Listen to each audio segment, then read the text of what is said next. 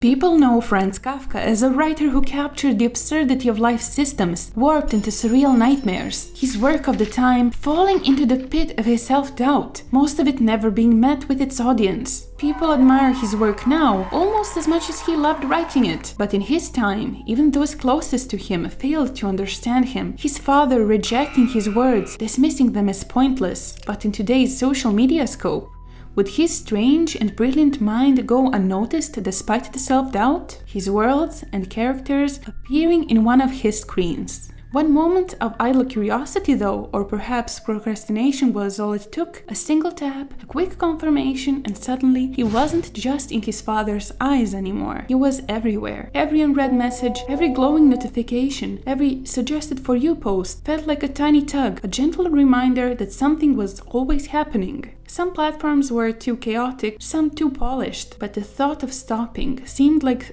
closing a book before reaching the end of the page. The Facebook Archive, a museum of forgotten acquaintances.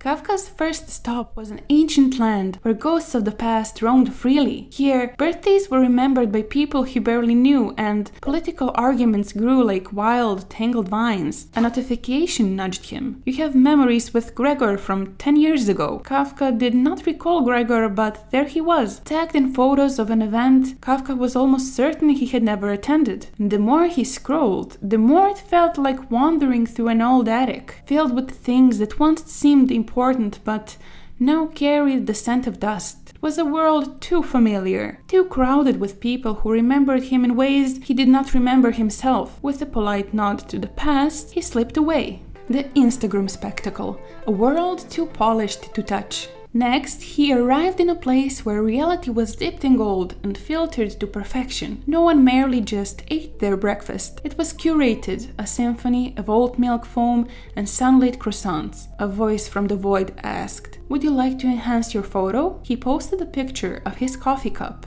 half empty, rings of neglect forming around its rim, but it did not belong. His world was too dim, too real, too unshiny.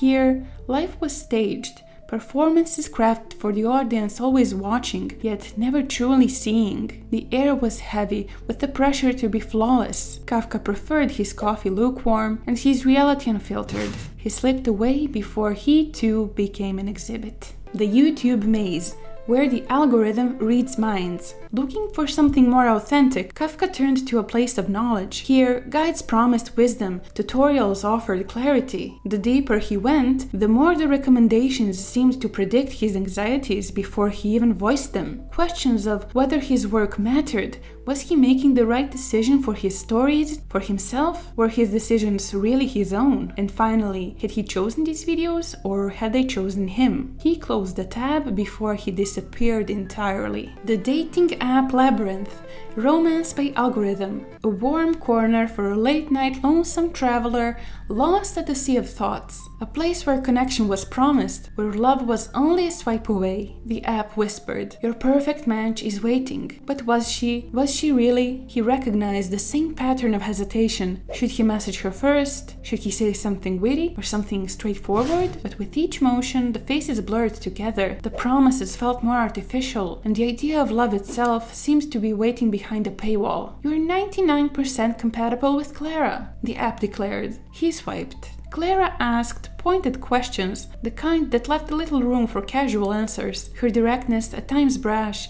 reminded him of his father's judgmental tone, making him feel both exposed but still oddly grounded too. "You've never heard of Twitter?"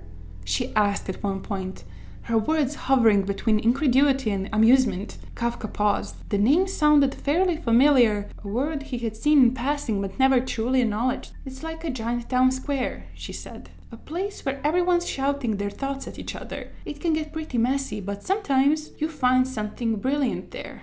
The Twitter Tribunal, the court of infinite opinions. Franz hesitated for a moment, then, with a quiet amusement, posted out a single thought. "I have woken up to find my trial already concluded, my sentence whispered in languages I do not speak, and the verdict rewritten each time I look away." At first there was silence, but then a ripple. As the interpretations began, the responses multiplied, tangled upon themselves, each one peeling back imagined layers of meaning. meaning. Before long, the reactions turned hostile. Some accused him of courting controversy, others of veiled elitism. Kafka is clearly making a statement about cancel culture, one user proclaimed. Another countered, "No, this is an attack on due process, a dangerous undermining of legal systems." Yet another insisted, "It's about nothing. He thrives on ambiguity." By nightfall, a war was waging beneath his tweet. Philosophers debated its merit, historians traced its origins, linguists analyzed his syntax. Someone dug up an old letter of his,